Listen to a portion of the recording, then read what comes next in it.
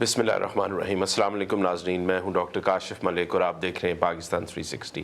नाज़रीन, पाकिस्तान का auto sector एक अनसर्टनिटी से गुजर रहा है और उसकी एक बड़ी वजह जो है वो ऑटो पॉलिसी का अभी तक ना आना है, क्योंकि जो हमारी 2021 से 26 वाली ऑटो पॉलिसी थी वो 30 जून को एक्सपायर हो चुकी है।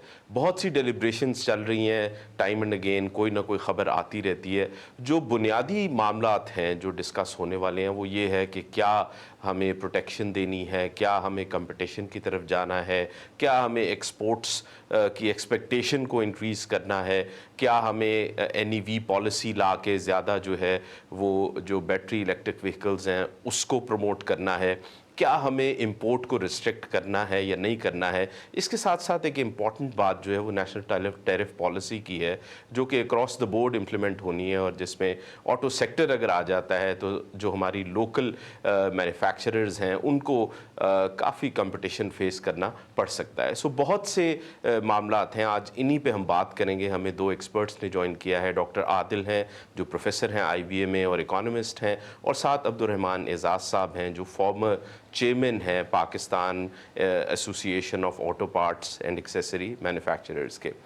जी अब्दुर्रहमान साहब, आपसे स्टार्ट करते हैं क्योंकि बहुत सी फिंगर्स आपकी तरफ पॉइंट की जाती हैं। एक बात ये की जाती है कि हमारी जो ऑटो पार्ट इंडस्ट्री है वो ग्लोबल वैल्यू चेन का हिस्सा नहीं है, नंबर एक। नंबर दो ये है कि एक्सपोर्ट्स की तरफ भी कोई ख़ास जो है प्रमोशन हो नहीं सकी है पिछले कई सालों से। तो आप इस पे क्या कमेंट करेंगे? जी, अस्सलाम वालेकुम and thank you for having me. इसको थोड़ा-सा मैं बैकग्राउंड पहले आपको दे देता हूँ, तो आपको और आपके नाज़रीन को बहुत बेहतर पिक्चर मिल जाएगी। देखिए, सूरत-ए-हाल ये है कि पाकिस्तान में 2016 तक सिर्फ़ 3 प्लेयर ही पाकिस्तान में इन्वेस्टमेंट अट्रैक्ट कर सका था, 3 जापानीज़ कार मेकर थे। 2016 में एक पॉलिसी गवर्नमेंट ने दी जो उसका एक ऑब्जेक्टिव बहुत सक्सेसफुल रहा और पाकिस्तान में 13 इंटरनेशनल बड़ी कंपनियों ने अपने मैन्युफैक्चरिंग प्लांट पाकिस्तान में लगाए। Auto mother of all industries कहलाती है और पेशेंस की बहुत ज़रूरत होती है। अब 2016 में जो पॉलिसी के तहत 2019 से 25 तक प्लांट लगे हैं, उस पे $1 बिलियन के करीब इस कौम का फॉरेन एक्सचेंज गया है। 2026 से यानी जुलाई से उनको जो टैक्स रिडक्शन अट्रैक्शन के लिए दी गई थी वो ख़त्म हो गई। असल कंपटीशन अब शुरू होना है जुलाई 2026 के बाद और लोकल पार्ट्स की लोकलाइजेशन का भी जो अब उनके लिए सीरियस चैलेंज है, जो पहले वो कम रेट पे पार्ट्स इंपोर्ट कर सकते थे वो अब ख़त्म हो गया है जुलाई 26 से। 1.5 महीना हुआ है इस बात को। अब उनको पार्ट्स लोकलाइज़ करने होंगे, जितने भी नए ब्रांड्स आए हैं। कस्टमर के पास हद से ज़्यादा चॉइस है, इस वक़्त डिसीजन करना मुश्किल हो रहा है कि कौन-सी गाड़ी खरीदी जाए और कौन-सी ना खरीदी जाए। इस सूरत-ए-हाल को देखते हुए अगर गवर्नमेंट ये समझती है कि within 5 years of getting the investment from 13 international companies import से भी कॉम्पिटिशन लाना चाहिए है, तो ये बिल्कुल समझ से बालातर बात है। और अबंडेंट चॉइस होने के बाद इम्पोर्ट से कंपटीशन लाना पाकिस्तान जैसी इकॉनमी में हम समझते हैं बहुत ही डिज़ास्ट्रस होगा पाकिस्तान के इंडस्ट्रियल सिनेरियो के लिए। दूसरा, इस वक्त पाकिस्तान में जो लार्ज स्केल मैन्युफैक्चरिंग में आप ग्रोथ देख रहे हैं, उसका आधे के करीब ग्रोथ सिर्फ ऑटो सेक्टर से आ रही है। अगर आप ऑटो सेक्टर की मैन्युफैक्चरिंग को प्रैक्टिकली बंद कर देंगे, नेशनल टैरिफ पॉलिसी जो पाकिस्तान में लाई गई है, वो प्रैक्टिकली पाकिस्तान की इंडस्ट्री को ख़त्म कर देगी। पाकिस्तान में कॉस्ट ऑफ डूइंग बिज़नेस बहुत हाई है, जिसमें रॉ मटेरियल की अवेलेबिलिटी का ना होना, जिसकी वजह से रॉ मटेरियल इंपोर्ट करने पड़ते हैं। आपको कम से कम 12% के करीब इस वक्त फ्रेट कॉस्ट आ जाती है सिर्फ रॉ मटेरियल इंपोर्ट करने के लिए। बिजली आपकी पूरी राइट, दुनिया, राइट। इवन यूरोप रीजन में भी महंगी। तो पाकिस्तान में अगर आप इंडस्ट्री को जो है वो लेवल प्लेइंग फील्ड नहीं देंगे और उसको इंटरनेशनल कंपटीशन से फुली एक्सपोज कर देंगे, तो उसका नतीजा बहुत बुरा निकलेगा। और पाकिस्तान की सिवाय सिर्फ ऑटो इंडस्ट्री नहीं, ओवरऑल इंडस्ट्री पाकिस्तान से ख़त्म हो जाएगी। और पाकिस्तान जैसा मुल्क जिस राइट। दुनिया का चलें, 5वां जी रहमान साहब, मैं डॉक्टर आदिल के पास आता हूँ, उस पे मैं आपके पास वापस आता हूँ। अच्छा डॉक्टर आदिल, रहमान साहब ने एक इम्पॉर्टेंट इशू तो रेज़ किया है कि एक पॉलिसी में कंसिस्टेंसी तो होनी चाहिए, मतलब 2016 से 21 और फिर 2021 से 26 बहुत से मैन्युफैक्चरर्स आए, पहले गो में कोरियंस आ गए और उसके बाद फिर चाइनीज़ आ गए। हमारे यहाँ ये जो जनरली एडहॉकिज़म बहुत ज़्यादा देखा जाता है, मतलब लॉन्ग टर्म पॉलिसी नहीं है। जो मैन्युफैक्चरर्स हैं उनको पता नहीं होता कि हमने आगे किस तरह से अपनी जो प्रोडक्शन है उसको सेट करना है, किस तरह जो वैल्यू चेन है उसको देखना है, और कोई बिज़नेस ऐसा इस्टेब्लिश करें पाकिस्तान में। तो आपके ख्याल से क्या वजह है इसकी? तो आपने एक बड़ा ही, आई थिंक रहमान साहब ने भी एक बड़ा ही एक इम्पोर्टेंट इसमें आई थिंक टॉपिक रेज किया है। ये जो है नेशनल टैरिफ पॉलिसी जो आई हुई है उसकी वजह से ये काफ़ी आज जो हम देख रहे हैं एक डिबेट भी है कि इंडस्ट्री और गवर्नमेंट और आपके काफ़ी थिंक टैंक्स के बीच में कि ये जो पॉलिसी है ये इसका क्या इम्प्लिकेशंस है। नेशनल टैरिफ पॉलिसी इटसेल्फ जी, क्या श्योर, है, sure. Basically all across all sectors की एक दिए जा रही है कि बेसिकली लो टैरिफ लो करना। अब पाकिस्तान में जो टैरिफ स्ट्रक्चर है जी, वो निहायत ही आप समझ सकते हैं बड़ा ही कॉम्प्लेक्स और कॉम्प्लिकेटेड स्ट्रक्चर है कि जो बिजनेस भी करना चाहता है और जो इंपोर्ट जो जेन्युइन आप कह सकते हैं ऐसी इंपोर्ट है जो लोकल सब्सिट्यूट जिसकी नहीं है उसको भी बहुत बड़ा चैलेंज एक होता है। बिकॉज इस तरह से है एस आर ओज का कल्चर है जिसमें रेगुलेटरी ड्यूटीज़ है, एडिशनल कस्टम ड्यूटीज़ लगा दी है, और कस्टम ड्यूटीज़ के भी जो स्लैब्स हैं वो काफ़ी डिफरेंट है और यूनिक है। जैसे 3% का टैरिफ आपने लगा दिया, 8% का लगा दिया, 11%, 16%, और फिर कोई कोई प्रोडक्ट्स 50% पे और कोई 100% पे है। ये एक बहुत ही एक इनइफेक्टिव एक स्ट्रक्चर था जिसको एक शेप दिया गया है कि अब इसको हम चेंज करके एक सर्टेनिटी लेके आएंगे कि हम 0, 5, 10 और 15 के स्लैब्स में लेके आएंगे, और इसको एक और ट्रांसफॉर्मेशन जो सिंप्लीफिकेशन है, तो कॉम्प्लेक्सिटी जो आपकी टैरिफ स्ट्रक्चर की है वो खत्म की जा रही है। और दूसरा एक बात है कि नेचुरली जो टैरिफ जब अब है दूसरे प्रोडक्ट्स पे लोअर किए जा रहे हैं। अब इशू क्या आ गया है कि दूसरी इंडस्ट्रीज वो लोग ने इतना इतना वो नहीं किया है, इतना प्रेशर नहीं है ये नेशनल टैरिफ पॉलिसी के अगेंस्ट, इतना अनफॉर्चुनेटली एक ऑटो इंडस्ट्री पे आ गया। बिकॉज ऑटो इंडस्ट्री ने ओवर हिस्ट्री जो पाकिस्तान में वो आपका काफ़ी हाई एक टैरिफ रेट इंजॉय किया हुआ है। जैसे मल्टी हम लोग का जो हम कहते हैं MFN जो है वो काफ़ी हाई रेट पे है, और फिर जो जी, जी। यही जो स्ट्रक्चरल डेल्टा की जो बात करते हैं या जो कैस्केडिंग टैरिफ की बात करते हैं जिसमें आपने रॉ मटेरियल्स और जो फिनिश प्रोडक्ट पे जो टैरिफ लगा है वो काफ़ी हाई है। वो अप टू कहते हैं कोई कैलकुलेशंस के मुताबिक वो 70% पे है, जनरली इंडस्ट्री आदि 40% मांग रही है। तो यही एक है कि इसमें एक रहना चाहिए। तो नेशनल टैरिफ पॉलिसी का जो आइडिया है वो लोअर करना है। अब इसमें क्या हो रहा है कि एक नेशनल टैरिफ पॉलिसी आप कर रहे हैं तो उसमें जो ओवरऑल जो पाकिस्तान इकोनॉमी के उनने फ़ायदे की बात की हुई है। तो उसमें ये है कि वो बेसिकली कह रहे हैं, एक्सपेक्ट कर रहे हैं कि इंपोर्ट्स जो है ग्रोथ बड़ी लिमिटेड होगी इसमें। इंपोर्ट ग्रोथ हमारी जो है वो प्रोडक्ट्स की हैं, वो जनरली उसकी शायद इतनी सेंसिटिविटी नहीं है ये टैरिफ चेंज में जो दूसरी उसमें होने वाली है। तो import growth, but export growth जो है बिकॉज ये रॉ मटेरियल की अवेलेबिलिटी जैसे बात की गई है, अब हाई टैरिफ की वजह से हमारे काफ़ी जो एक्सपोर्टर्स हैं वो चैलेंज फेस करते हैं। अब आपने लगा दिए नेचुरली उनको थोड़ी इंसेंटिव दिए, लेकिन उसमें paper work, documentation, bureaucratic hurdles और ये सब भी क्रिएट किया जाता है हमारी हाई टैरिफ्स की राइट। वजह से, जिसके नेचुरली कॉन्सिक्वेंसेज है जिससे एक्सपोर्टर भी जो है दूसरी इंडस्ट्रीज में बड़ा परेशान है।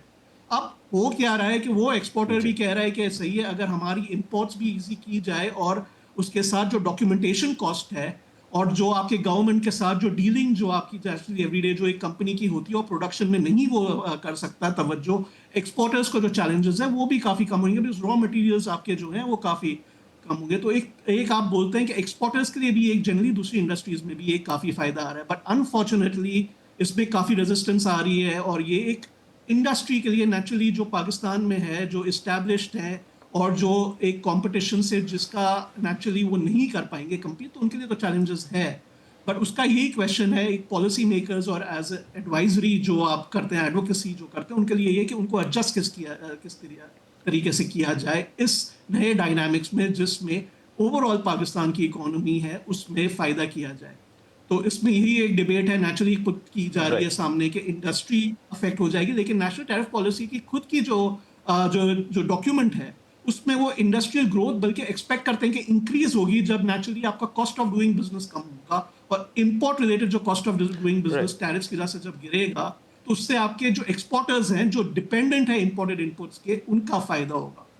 राइट? तो एक एक तरीके से जी। एक अच्छा ओपन डॉक्टर इकोनॉमी की तरफ जा साहब, जो रहे हैं। कॉस्ट ऑफ डूइंग बिजनेस है वो पाकिस्तान में हाई है, हमें तो बड़ा क्लियरली इस पे बहुत सी एम्पिरिकल स्टडीज़ भी आ चुकी हैं। मैं रहमान साहब के पास आता हूँ। सो रहमान साहब, वी नो कि जी cost of doing business high है। अभी जो रिसेंटली कुछ डेवलपमेंट्स हो रही हैं, अभी खैर ऑटो पॉलिसी जो बिल्ली जो है वो थैले से बाहर तो नहीं आई है, लेकिन बहुत ज़्यादा बात हो रही है कि जी पार्ट्स पे भी ड्यूटीज़ बढ़ रही हैं और ओवरऑल जो कम्प्लीटली बिल्ट यूनिट है उस पे भी ड्यूटीज़ बढ़ रही हैं। तो अभी क्या टेक होगा हमारे जो ऑटो मैन्युफैक्चरर्स, पार्ट्स के मैन्युफैक्चरर्स हैं, वो आगे किस तरह देख रहे हैं नेक्स्ट 5 इयर्स में अपने बिजनेसेस को? अ, देखें जनाब, पहले तो मैं डॉक्टर आदिल की एक बात की थोड़ा जवाब देना चाहता हूँ। देखें, ये बात करना श्योर कि श्योर। जी टैक्स करके एक्सपोर्टर को कोई फ़ायदा हो जाएगा और एक्सपोर्ट बढ़ जाएगी, ये बहुत बड़ी फैलेसी है, ये सही थिंकिंग नहीं है। एक्सपोर्टर के लिए डिफरेंट स्कीम्स हैं जिसके तहत वो रॉ मटेरियल ज़ीरो ड्यूटी पे इंपोर्ट कर सकता है। वो स्कीम्स मौजूद हैं। ये कहना कि हम जनरल टैरिफ कम कर देंगे तो उसके बाद उसको फ़ायदा हो जाएगा, दिस इज़ बिल्कुल समझ से बाहर बात है। अब आप आ जाइए, अगर ये कहा जाता है कि जी वो स्कीम ज़रा कॉम्प्लेक्स हैं या वो स्कीम जो हैं वो मुश्किल हैं, तो बात गवर्नमेंट बैठी इसीलिए होती है कि वो चीज़ों को आसान बनाए। अगर गवर्नमेंट ऑफ पाकिस्तान रिफ़ंड नहीं देती है या एडजस्टमेंट नहीं करती है, तो इसका मतलब ये तो नहीं है कि आप पाकिस्तान की इंडस्ट्री बंद कर दें, बजाय जहाँ प्रॉब्लम है उसको ठीक करें। If your coffee is bitter, you have to add sweet in it, not to waste the coffee and throw it away. ये कैसी बात हो गई कि जी आप जो राइट। है वो बजाय एक स्कीम जो आपने बनाई हुई है ईएफएफ स्कीम, उस स्कीम को ठीक करने के आप कहते हैं कि पूरे पाकिस्तान के टैरिफ कम कर दिए जाएँ ताकि जो बची कुची इंडस्ट्री है वो भी खत्म कर दी जाए। 1 करोड़ से ज़्यादा पाकिस्तानी पाकिस्तान से बाहर काम कर रहा है। डॉक्टर आदिल या जो भी ये टैरिफ पॉलिसी बनाने वाले हैं, फिर वो 2-4 करोड़ और लोगों की ज़िम्मेदारी ले लें जिनको वो गल्फ़ और दूसरे मुल्कों में एडजस्ट करा देंगे, जो जाके वहाँ नौकरियाँ करें और अपना पेट पाल सकें। 15% की duty national tariff policy maximum duty suggest कर रही है। अगर पाकिस्तान में इम्पोर्टेड गाड़ी 15% के ऊपर आएगी, तो ऑटो पार्ट इंडस्ट्री तो श्योरली बंद हो जाएगी और ऑटो इंडस्ट्री भी जो है वो मैन्युफैक्चरिंग बंद हो जाएगी। सुजुकी हो, टोयोटा हो, जो भी ब्रांड्स पाकिस्तान में काम कर रहे हैं, वो सारी गाड़ियाँ इम्पोर्ट करके और गाड़ियाँ पाकिस्तान में बेचते रहेंगे, उन कंपनियों को कोई फ़र्क नहीं पड़ रहा। वो कुछ और मॉडल भी ले आएँगे और वो गाड़ियाँ उनकी बिकती रहेंगी, क्योंकि मार्केट तो पाकिस्तान में 25 करोड़ लोगों की मार्केट मौजूद है। इंडस्ट्री बंद हो जाएगी। बरमला इंडस्ट्री के जो बड़े-बड़े सीईओज़ हैं, बड़ी-बड़ी इंडस्ट्रीज़ के, वो ये कह चुके हैं जी आप 15% पे टैरिफ ले आइए, हम अपनी फैक्ट्रीज़ बंद कर देंगे, हमें ज़्यादा फ़ायदा है, हम इम्पोर्ट करके गाड़ी बेचेंगे। प्रॉब्लम आएगी ऑटो पार्ट मैन्युफैक्चरर्स की, जहाँ पे मिलियंस ऑफ पीपल्स की मुलाज़मत है और बिलियंस ऑफ डॉलर्स की इन्वेस्टमेंट है, सब ज़ाय हो जाएगी। आज से 5 साल पहले राइट। गवर्नमेंट ऑफ पाकिस्तान जो है वो इस पे खुश थी कि $1 बिलियन की इन्वेस्टमेंट ऑटो सेक्टर में हमने करा दी है और विद इन 5 इयर्स गवर्नमेंट ये कहती है कि हम ऐसी टैरिफ पॉलिसी लाएंगे जिससे मैन्युफैक्चरिंग बंद हो जाए और ये इन्वेस्टमेंट खत्म हो जाए। ये एग्जांपल हमारे पास सीएनजी के केस में भी मिलती है। हम बहुत शादी चाहते थे, हमें ऑटो सीएनजी सेक्टर के अंदर $5 बिलियन की इन्वेस्टमेंट आ गई। आज वो पूरे $5 बिलियन मलियामेट हो गए। सारी इन्वेस्टमेंट बंद है। गैस हमारे पास नहीं थी, जब पॉलिसी मेकर तो हम नहीं थे ना, पॉलिसी मेकर तो कई मुख्तलिफ इकोनॉमिस्ट हैं, जो ये पॉलिसी बनाते हैं, उनको ये नहीं पता था कि गैस नहीं है, $5 बिलियन की इन्वेस्टमेंट इस मुल्क में करा के दाएँ कर दी। दूसरा आपका जो पॉइंट है, मैं आपको अगर ये बात बताऊँ कि पाकिस्तान में हम ये स्ट्राइव कर रहे हैं कि 15% टैरिफ होगा, तो पाकिस्तान से एक्सपोर्ट बढ़ जाएगी। मेरी समझ से बिल्कुल बाहर है कि 2 और 2 4 का फ़ॉर्मूला हमारे यहाँ जो है नेशनल टैरिफ पॉलिसी बनाने वालों को नहीं मालूम था। थाईलैंड पे 80% इम्पोर्ट ड्यूटी है ऑटोमोबाइल के ऊपर। One of the biggest auto hub है एशिया का थाईलैंड। डॉक्टर साहब ये कहेंगे जी विद इन आसियान रीजन नहीं है, वो 0% है। भाई मैं तो आसियान रीजन में नहीं हूँ। पाकिस्तान से हम गाड़ी बना के अगर थाईलैंड एक्सपोर्ट करते हैं तो 80% ड्यूटी है। इंडिया एक्सपोर्ट करते हैं 125% ड्यूटी है। इंडोनेशिया एक्सपोर्ट करते हैं 52% ड्यूटी है। अगर हम ये समझते हैं कि हम अपनी ड्यूटी 15% कर देंगे अगेंस्ट आवर कंपेटिटर्स 80% और हमारी से एक्सपोर्ट शुरू हो जाएगी, सर बिल्कुल भी ऐसा नहीं होने वाला। 2 और 2 हमेशा 4 रहेंगे। इंपोर्ट हमारे यहाँ यकीनन शुरू हो जाएगी। यही कंपनियां जो पाकिस्तान में गाड़ियां बनाती हैं, ये अपने थाईलैंड के प्लांट से, जापान के प्लांट से, इंडोनेशिया के प्लांट से गाड़ियां इंपोर्ट करके बेचेंगे। नुकसान सिर्फ पाकिस्तान की इंडस्ट्री का जी जी, होगा और एम्प्लॉयमेंट होगा। हमें लेना एक ब्रेक और हम वापस आते हैं।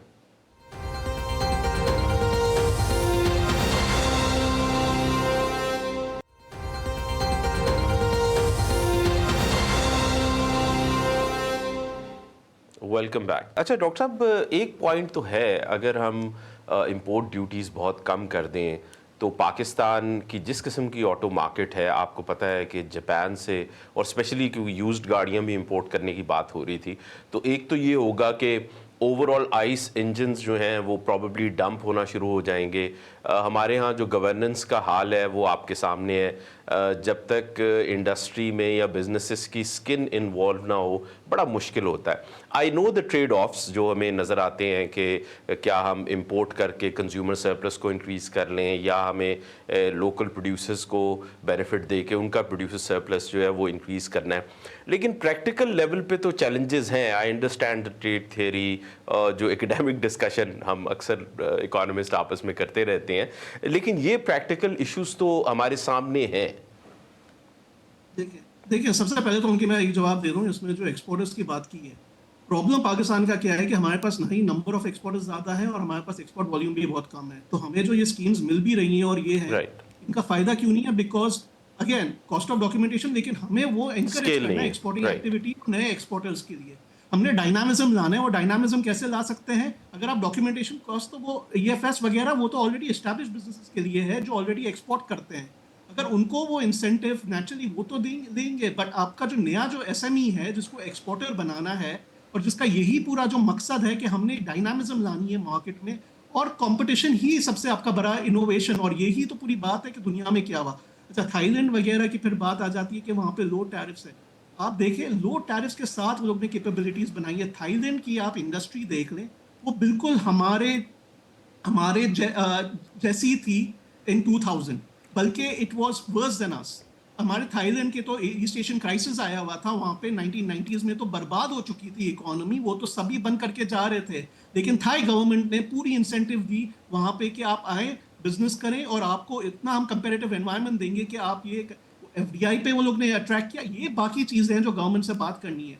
गवर्नमेंट अगर ये पूरा एक रुख बदल राइट। रही है इकोनॉमी की, एक नेशनल टैरिफ पॉलिसी से ला रही है, हम वही रोकना चाह रहे हैं, वो कह रहे नहीं हम अपने पिछला वाला है वही दें। अच्छा, फिर बात आ जाती है आसियान की। बात बिल्कुल सही की। प्रॉब्लम यह है कि पाकिस्तान के पास भी एक मौका मिला था आसियान के साथ एफटीए साइन करने का 2015 में, और 2016 में थाईलैंड तक तैयार हो गया था। आज थाईलैंड के साथ अगर एफटीए होता, शायद ये बात ना हो रही होती कि वहाँ 80% है एमएफएन जो है रेट। ये ऑटो इंडस्ट्री में एमएफएन पे कोई करता ही नहीं है ट्रेड, और हम अटके हुए एमएफएन बिकॉज हम एफटीए करना नहीं चाहते। अब जब एफटीए करना चाह रहे थे, वो टाइम हमारे इश्यूज हो रहे थे कि हमने एफटीए करनी नहीं चाहिए, वो टाइम इतनी रेजिस्टेंस आ रही थी। आज नेशनल टैरिफ पॉलिसी के खिलाफ रेजिस्टेंस है। 10 साल के बाद कोई और रीजन होंगे रेजिस्टेंस के। ये एक पॉलिसी अनसर्टेनिटी इसके लिए क्रिएट किया जाता है। अगर आप टैरिफ को आप जनरली आप लोअर कर दिया जाए और बोले अब टैरिफ की जो सर्टेनिटी हमने दे दी है उसके एक एक है, और उससे फिर डिफरेंट पॉलिसीज को हम काम करेंगे। प्रॉब्लम क्या है, जब हम टैरिफ की प्रोटेक्शन दे देते हैं तो बाकी कुछ नजर नहीं आता हमें, और उसके ऊपर काम ही नहीं होता बिकॉज हमें मार्जिन गारंटीड किए जाते हैं। इफेक्टिव रेट ऑफ प्रोटेक्शन में पाकिस्तान का अबाउट, अगर आप पूरी इंडस्ट्री को ले तो अबाउट 30% आती है, कोई उसके अराउंड।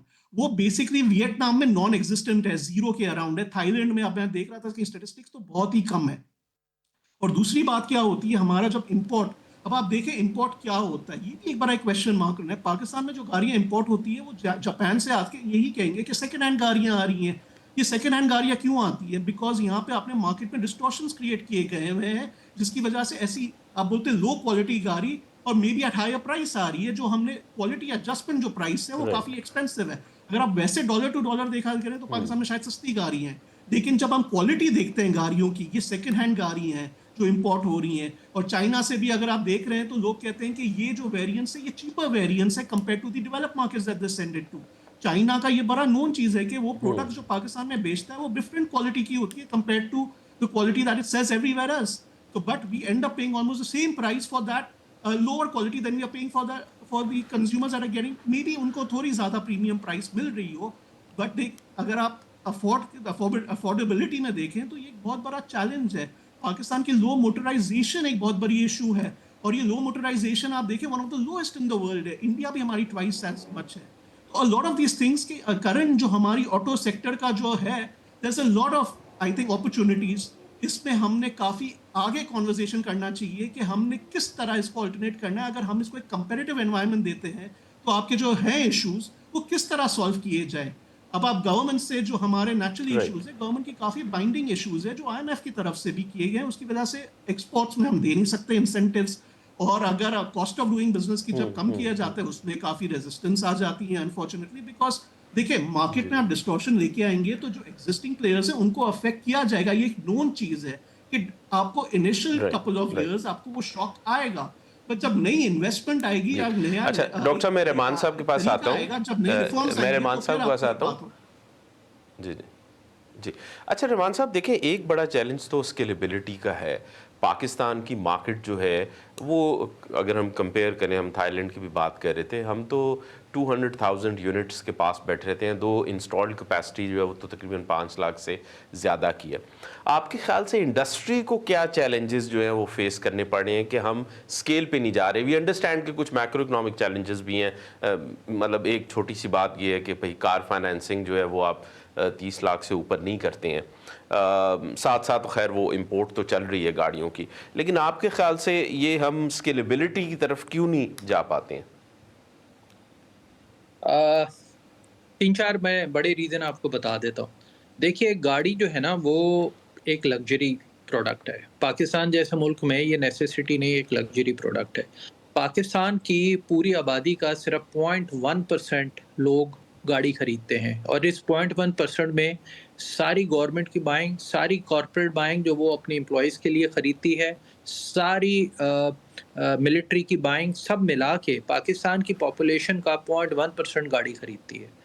पाकिस्तान का जीडीपी पर राइट। कैपिटा जब तक नहीं बढ़ेगा, 2007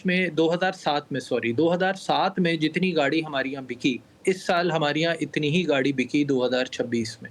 आप सोचिए दुनिया कहाँ से कहाँ चली गई। निकाले देते हैं। इंडिया और हमारा कोई कंपैरिजन नहीं रहा पिछले 19-20 साल के अंदर। हमारा जीडीपी पर कैपिटा आज भी 1600-1700 पे फंसा हुआ है, बल्कि अभी कुछ अरसे पहले नीचे चला गया था। हम नेगेटिव जीडीपी पर कैपिटा पे जा रहे थे। इंडिया का जीडीपी पर कैपिटा 2800 डॉलर पर पर्सन क्रॉस हो गया है। 1 महीने पहले मैंने खबर पढ़ी है कि हम पे जो बोझ थे बांग्लादेश या जो भी आप उनको नाम दें, उनका जीडीपी पर कैपिटा 3000 रुपए से $3000 पर पर्सन से ऊपर चला गया है। हमारा जीडीपी पर कैपिटा बांग्लादेश का आधा रह गया है। हमारा जीडीपी पर कैपिटा श्रीलंका का 1/3 है। उसके बाद अगर हम कहें स्केलेबिलिटी कैसे होगी, जब तक लोग खुशहाल होंगे, लोग गाड़ी कैसे खरीदेंगे? ये तो पहला पॉइंट है। आप उल्टे लटक जाएँ, जब तक आपका जीडीपी पर कैपिटा यही होगा, यही 2.5-3 लाख गाड़ियाँ बिकती रहेंगी पाकिस्तान में। दूसरा, पूरी दुनिया में गाड़ी बिकती है इंस्टॉलमेंट्स पे, ईएमआई पे, इक्वल मंथली इंस्टॉलमेंट्स। इंडिया की मार्केट, थाईलैंड की मार्केट, कोरिया जैसी डेवलप्ड मार्केट में 80% ऑफ द सेलिंग जो है वो ईएमआई के ऊपर होती है। पाकिस्तान में हमारी स्टेट बैंक और हमारी गवर्नमेंट जो है वो पाबंदी लगा के बैठी हुई है कि 3 मिलियन से ऊपर आपको पैसे नहीं मिल सकते। गाड़ी से 3 मिलियन से ऊपर की आप गाड़ी नहीं खरीद सकते, या पैसे नहीं मिल सकते आपको, जिससे सिवाय 1-2 गाड़ियों के उस रेंज में आता ही नहीं है। दूसरा, 3 साल की फाइनेंसिंग जब आप करते हैं तो इक्वल मंथली इंस्टॉलमेंट इतनी ज़्यादा हो जाती है कि एक दरमियानी कमाई करने वाले जो 2 लाख रुपए, 1.5 लाख रुपए महीना भी उसकी सैलरी है, वो भी गाड़ी नहीं खरीद सकता, क्योंकि उसकी ईएमआई बहुत हाई हो जाती है। दुनिया भर में ये 7-7 साल तो बड़ी कॉमन बात है। 7 साल में आप गाड़ी की कीमत चुकाते हैं। राइट। आप कहते हैं गाड़ी की कीमत 3 साल में चुकाएँ और मिलेंगी भी सिर्फ 30 लाख रुपए। तो इसमें ऑटो इंडस्ट्री का क्या कसूर है? ये इकोनॉमिस्ट जो बैठे हैं, ये इनका काम यहाँ है। देखें, आप नेशनल टैरिफ पॉलिसी तो ले आए, मगर जब तक आप अनेबलिंग एनवायरनमेंट या जो भी दुनिया के दूसरे ममालिक हैं, जो उनके यहाँ कॉस्ट ऑफ डूइंग बिज़नेस है, उसको मैच नहीं करेंगे, तो ये सिर्फ डिज़ास्टर होगा। आप ये नहीं कर सकते कि आप बहुत अच्छा खाना पकाना चाहते हैं, गोश्त बेहतरीन डालें, हर चीज़ बेहतरीन चला दें और आग ज़रा तेज़ लगा दें उसकी। खाना जल जाएगा। आप कितने अच्छे इंग्रीडिएंट डाल दें, वो खाना जल जाएगा। वो खाने के काबिल नहीं होगा। This is what is happening in Pakistan. जो गवर्नमेंट के करने के काम है, गवर्नमेंट समझती है कि वो खुद ब खुद हो जाएंगे। ना हम बिजली देंगे, ना कंपेटिटिव रेट पे देंगे, ना हम गैस देंगे, ना हम पानी देंगे, ना हम सड़क देंगे, ना हम सिक्योरिटी देंगे, और हमारी इंडस्ट्री जो है वो दुनिया के साथ कम्पीट कर लेगी। ना हम रॉ मटेरियल देंगे, हमारी स्टील मिल लगी हुई थी वो बंद हो गई, वो ऑटो इंडस्ट्री ने बंद कराई थी। तो मेरी गुजारिश आदिल भाई से और बाकी सारे इकोनॉमिस्ट के साथ ये है कि सर इस फैलेसी के अंदर ना जाएं कि जब तक आप लवाजमात पूरे नहीं करेंगे आप खाना पका लेंगे, आप कोई अच्छी चीज़ सामने निकाल लेंगे। नेशनल टैरिफ पॉलिसी जो बनाई गई है वो बाकी लवाजमात पूरे किए बगैर एक टोटल डिजास्टर है। अगर आपको एक पॉइंट से दूसरे पॉइंट पे जाना है, आपको गाड़ी अगर चाहिए है तो गाड़ी में पेट्रोल भी डालना पड़ेगा, और गाड़ी के लिए रोड भी बनानी पड़ेगी, और ड्राइवर भी रखना पड़ेगा, जब आप किसी मुकाम से दूसरे मुकाम पे पहुंच सकते हैं। अब हम सिर्फ ये कह रहे हैं कि हम गाड़ी सिर्फ रख लेंगे, पेट्रोल नहीं देंगे, ड्राइवर नहीं देंगे, रोड नहीं देंगे, दूसरे मुकाम पे पहुंच के दिखाओ। हम वहीं के वहीं खड़े रहेंगे और तबाही के धाने पे पहुंच जाएंगे। और मैं अभी मतलब it's a challenge from my side कि आप नेशनल टैरिफ पॉलिसी को अप्लाई कर दें, पाकिस्तान बाय 2030 बैंकरप्ट हो जाएगा। उस वक्त जिम्मेदारी कौन लेगा? मेरी गुजारिश है इस हुकूमत के साथ कि पॉलिटिकल कैपिटल आपका है, आवाम से वोट आप लेते हैं। आप जब तक इस चीज़ को नहीं समझेंगे कि बाकी लवाजमात, गवर्नमेंट ऑफ पाकिस्तान का जो पूरा निज़ाम है उसको कौन ठीक करेगा? रिफंड आप नहीं देते उसको कौन ठीक करेगा? रॉ मटेरियल के ऊपर ड्यूटीज लगी हुई हैं, उसको खत्म आप जब तक नहीं करेंगे, आप कह रहे हैं जी हम 15% ड्यूटी कर देंगे। मेरे रॉ मटेरियल पे 30% ड्यूटी लगी हुई है, मेरे फिनिश प्रोडक्ट को 15% पे आप ले आएंगे। How could I compete? 100 metre की रेस मुझे 50 मीटर पीछे से भगा रहे हैं आप, मेरे कंपेटिटर 50 मीटर आगे है मेरे से, और आप कह रहे हैं 100 मीटर की रेस लगा लो उसके साथ, और उसको जस्टिफाई करने की कोशिश की जाती है। नेशनल टैरिफ पॉलिसी सराखों पे रहेगी। आप हमें वहां ले आइए जहां थाईलैंड में कॉस्ट ऑफ डूइंग बिजनेस है, सिक्योरिटी कंडीशन है। आपके यहाँ मतलब मैं अपनी फैक्ट्री की 6 लाख रुपए महीना हम सिर्फ अपने सिक्योरिटी गार्ड्स को और सिक्योरिटी के लिए पे करते हैं, एक एसएमई। अगर हम नहीं करें तो हमारे यहाँ रोज डकैतियां पड़े। आप मुझे बताइए ये थाईलैंड में होता है, ये ताइवान में होता है, ये इंडोनेशिया में होता है, कहाँ होता है? हमारा फॉरेन बायर पाकिस्तान आ ही नहीं सकता। अगर कोई पहले से फंसा हुआ है, जैसे हमारा टेक्सटाइल सेक्टर है, तो वो अपनी मीटिंगें दुबई बुला के, सिंगापुर या हांगकांग बुला के मीटिंगें करते हैं हमारे एंटरप्रेन्योर के साथ। वो आके हमारी फैक्ट्री विजिट नहीं कर सकते। हम समझते वोट कर लेंगे इस कंडीशन में, मुमकिन ही नहीं है सर, होगा ये। अच्छा मैं एक चीज और जी जी, अच्छा रहमान साहब मैं डॉक्टर साहब के पास आता हूँ। जी जी, अच्छा डॉक्टर साहब एक जो बड़ा इशू हम देखते हैं, जी प्लीज कंप्लीट कर लें आप। जी जी, मैं अगर आपको ये बताऊं, पाकिस्तान की टोटल जो इंपोर्ट है वो तकरीबन 72 बिलियन यूएस डॉलर्स है। ऑटो को इसके लिए बल्ली का बकरा बना दिया जाता है। पाकिस्तान की टोटल ऑटो मैन्युफैक्चरिंग सेक्टर की, जिसमें मोटरसाइकिल, ट्रैक्टर, कार, ट्रक सारे शामिल हैं, वो export is not $3 billion. We are not consuming even 3% of the total import of this country. और अगर पाकिस्तान में मैन्युफैक्चरिंग बंद हो जाएगी ऑटो की, तो ये इंपोर्ट $4.5 बिलियन पे चली जाएगी, सेम नंबर ऑफ व्हीकल्स पे। इसका मतलब है कि अगर एक्सपोर्ट नहीं होती पाकिस्तान से, तो $1.5 बिलियन का saving auto manufacturing sector Pakistan को देता है। अब सारे डाटा देख लीजिए, आप बंद कर लीजिए ऑटो को 15% टैरिफ लाके, $1.5 अरब की आपकी इंपोर्ट बढ़ जाएगी। बहुत शुक्रिया। हमें लेना एक ब्रेक और हम वापस आते हैं।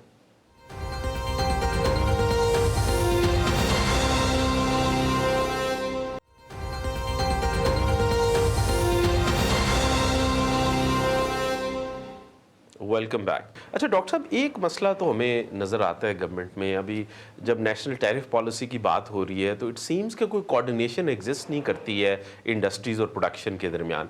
और हमारे एक डियर कोलीग भी इस ऑटो पॉलिसी की डिस्कशन में थे, और वो भी ये बात कर रहे थे कि एक टग ऑफ वॉर है विद इन द कमेटी कि जी कॉमर्स एंड ट्रेड इस तरफ खींच रही है और इंडस्ट्रीज एंड प्रोडक्शन जो है वो दूसरी तरफ खींच रही है।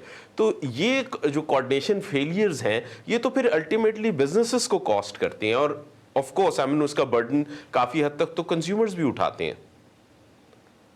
देखिए इसका सबसे बड़ा आई थिंक विक्टिम अभी तो ऑटो इंडस्ट्री है, बिकॉज पॉलिसी अनसर्टेनिटी है। And unfortunately national tariff policy एक जो आपको डायरेक्शन दे रहा है, अगर आप वो डायरेक्शन पे आप बोलते हैं चले आप हट जाते हैं कुछ और, आप फिर और अनसर्टेनिटी क्रिएट करेंगे। अगले साल भी यही पॉडकास्ट हो रहे होंगे कि ऑटो अपने टैरिफ का क्या करना है, बिकॉज हमारा अगर टैरिफ हाई रहेगा और इंडस्ट्री की अगर परफॉर्मेंस ऐसे ही आप समझें 2% पे जैसे इंपोर्ट की डिमांड है और अगर 1% और 2% की जीडीपी की कॉन्ट्रीब्यूशन है, सरवान साहब ने कहा है, तो हमारी जो इंडस्ट्री है वो हमारी बेसिकली स्ट्रगल भी करते रहेगी और ये और टैरिफ भी हाई रहेगी। तो वापस से आप मुझे यही पॉडकास्ट करने बुलाएंगे, फिर आप 5 साल के बाद जब नई पॉलिसी आएगी राइट। वापस वही पॉडकास्ट हो रहे होंगे कि टैरिफ पॉलिसी का ये। तो आज जो टैरिफ पॉलिसी ने कर दिया है बाय जस्ट सेइंग कि we are going to introduce और एक ऑटो पॉलिसी, उसकी वजह से नहीं बनेगी। उसकी वजह से एटलीस्ट डिस्कशंस तो हो रहे हैं, जैसे आपने काफी इश्यूज ले डाउन कर दिए हैं जो काफी ऑटो इंडस्ट्री को फेस कर रहे हैं। वो इंडस्ट्री वो हमें एज इकोनॉमिस्ट नेचुरली हमें डिस्कस करना चाहिए। अब अगर हम टैरिफ पे ही पूरी डिस्कशन करेंगे और टैरिफ पे ही बातें करेंगे तो बाकी सब हम स्वीप अवे कर देते हैं, बिकॉज वो हमें अफेक्ट नहीं करते, हमें वो गारंटीड मिल जाता है मार्जिन का और इशू। अब एक चीज ये स्केलेबिलिटी की बात आ जाती है। आप एक मोरक्को का एग्जांपल ले ले। मोरक्को 2005-2010 तक भी वो 13-14,000 गाड़ियां बनाता था। मोरक्को को एक मिला यूरोप से, राइट। एक इंसेंटिव मिला उनको एक फ्री उसके लिए करने के लिए, वो बिकॉज वो जनरली जो आती थी गाड़ियां वो अपनी इंपोर्ट्स की होती थी और वो बिल्कुल ही इंडस्ट्री नहीं थी। बट यूरोप ने जब इंटीग्रेट किया मोरक्को को एक अच्छा पार्ट्स मोरक्को का क्या है, वो लोग ने एक यूरोप ने एक बड़ी इंटरेस्टिंग उनको एक दी कि कहा जो पार्ट्स आपके जो आएंगे वो अगर यूरोपियन गाड़ी के अंदर लगते हैं तो वो काउंट किए जाएंगे एज यूरोपियन मेड। तो उससे क्या है कि इवन तो पार्ट्स इंडस्ट्री है ना उनको बड़ा फायदा हो गया है, उनके भी बड़े ये वो हो गए। अच्छा वियतनाम की बात आ जाते हैं, बिकॉज हमारे को ये वियतनाम की एग्जांपल लेता है, एक राइजिंग स्टार है हमारे डिस्पाइट इट्स चैलेंजेस। वो लोग ने मैसिव चैलेंजेस थे, उनके भी काफी इकोनॉमी के चैलेंजेस थे, पूरा बर्बाद हो चुका था 1980s तक, 1990s तक कोई वियतनाम जाता भी नहीं था, वियतनाम का सोचता भी नहीं था। 2011 में वो लोग ने एक पॉलिसी लेके आए जिससे वो लोग ने पूरी लिबरलाइजेशन की तरफ चले गए। अच्छा वियतनाम का आप कह सकते हैं, वियतनाम का एक बड़े इंटरेस्टिंग लोकलाइजेशन है ही नहीं वहां पे, वो पूरा ग्लोबल वैल्यू चेन की तरफ जाता है।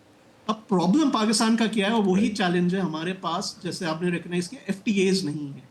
अब जब एफटीएज नहीं है तो ये प्रॉब्लम आ जाता है। अच्छा दूसरी बात आ गई, फिर हमने जो बाकी चीजें बात करनी है, बिल्कुल ये प्रॉब्लम्स हैं और ये हाईलाइट किए जाने चाहिए, इनके भी सोल्यूशंस करने चाहिए। बट अगर हम टैरिफ वापस हम वही प्रोटेक्शन दे देंगे तो वही 5 साल तक ये भी बातें दब जाएंगी, बिकॉज ये इंपॉर्टेंस नहीं आएगी। अब जब बातें आ रही हैं तो ये बातें होंगी तो फिर हम जाके बोल सकते हैं कि अब अच्छा। और टैरिफ का भी क्या है, एक सडन नहीं है, ये ग्लाइडिंग पाथ है। ये 5 साल दिए गए हैं ये चेंज करने के लिए। 2025 में अनाउंस किया गया था कि हम 2030 तक रीच करेंगे, तो 5 इयर्स का इनके पास अपॉर्चुनिटी है to make that changes. So they are waiting basically 1 साल का फर्क है नई ऑटो पॉलिसी, उस 5 इयर्स के बाद भी वही ऑटो पॉलिसी आएगी और वही फिर फेलियर्स की बात कर रहे होंगे, वही डिस्कशन हो रहा होगा कि हमारे पास ये इश्यूज हैं, ये ज्यादा इश्यूज, इसके करने सोल्यूशंस क्या है। इसके लिए आप ईपीजीज बनाएं, आप वो इन्वेस्ट करें, वो एरियाज बनाए स्पेशल इकोनॉमिक जोन्स जिसमें ऐसी सिक्योरिटी प्रोवाइड की जाए, वहां पे रेसिडेंशियल फैसिलिटीज दिए जाए, होटल्स बनाए जाए। ये सब भी डिस्कस हो चुका है कि how do you create an environment where basically you make it safe for the investor to come. अब आप अगर रिफॉर्म्स की बात कर रहे हैं और एफडीआई अट्रैक्ट करने की बात कर रहे हैं तो all of these things are important to discuss and we should have that discussion. But unfortunately हम बात वही कर लेते हैं टैरिफ की। अब वही अगर टैरिफ देंगे, वही हम स्टेटस को रखेंगे, तो वही 5 साल के बाद यही बातें हो रही होंगी। But unfortunately we have to come out of this. तो यही एक बात है कि इसके बारे में हमने क्या सोचना है, आगे सोचना है। अब जो प्रॉब्लम्स हमने है उसकी सोल्यूशंस की बात करें, बिकॉज टैरिफ ग्लाइड पाथ है, ये सडन नहीं है ये टैरिफ का, इसके भी 5 साल का पूरा प्रोसेस है। और ये 5 साल दिए गए हैं इंडस्ट्री को, चीन जो हर ऑटो पॉलिसी 5 साल देती है इंसेंटिव, वही बेसिकली आपको ये 5 ईयर का ग्लाइड पाथ देखना है और उसके अंदर आपको करने हैं आपके एडजस्टमेंट्स। अगर आपको नहीं होते आप नहीं। अच्छा दूसरा प्रॉब्लम क्या है, हमारे हाई टैरिफ्स की वजह से हमारी काफी एफडीआई भी रुकी हुई है। और एक और चीज बड़ी इंटरेस्टिंग है कि कैपिटल जो हमारे जो इंपोर्ट्स आते हैं कैपिटल गुड्स की, वो भी काफी हाई टैरिफ फेस करती है। नेशनल टैरिफ पॉलिसी उसको भी एक करेगी जो कैपिटल गुड्स की इंपोर्ट्स है। अगर वो दूसरी इंडस्ट्रीज में हम इंडस्ट्री नहीं लगा सकते because it's very expensive to set up industry. Land के इश्यूज हैं, आपके आपकी जो मशीनरी आती है वो आपकी अच्छी क्वालिटी की नहीं आती, आपके इश्यूज आते हैं, उसके सब आपके ये अफेक्ट करते हैं ये पूरी इंडस्ट्री सेटअप करने के लिए।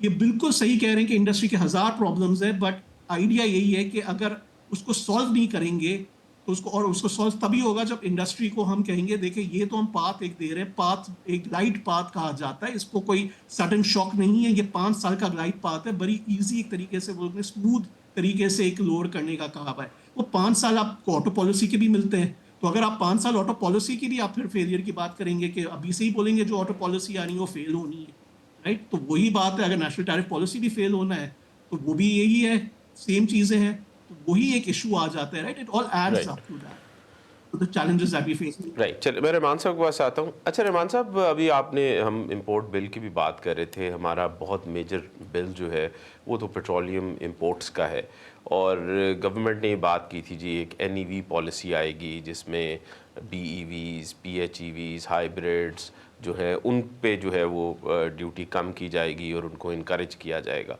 अच्छा, वहाँ पे भी एक अनसर्टनिटी चल पड़ी, क्योंकि जो हाइब्रिड्स और पीएचईवीज थी 30 जून को उन पे जो है फाइनेंस एक्ट में जो उन्हें छूट मिली हुई थी जीएसटी की, कम जीएसटी था वो ख़त्म हुआ, वो 25 पे जम कर गया, और उसकी वजह से जुलाई के महीने में कई मैन्युफैक्चरर्स जो हैं उन्होंने तो कोई प्रोडक्शन डेज भी नहीं देखे।